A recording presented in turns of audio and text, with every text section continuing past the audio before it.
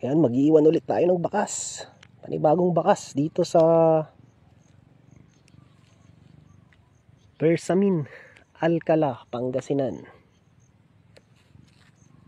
Dito tayo maglalagay ng bakas. Ito, malapit lang sa boundary ng Villanueva at Bersamin. Itong poste na to, dito natin ilalagay yung bakas. Pang merienda mga boss. Sponsored by Sir Andrew. Ipit lang natin dito sa poste. Ayan. Ganyan lang dito.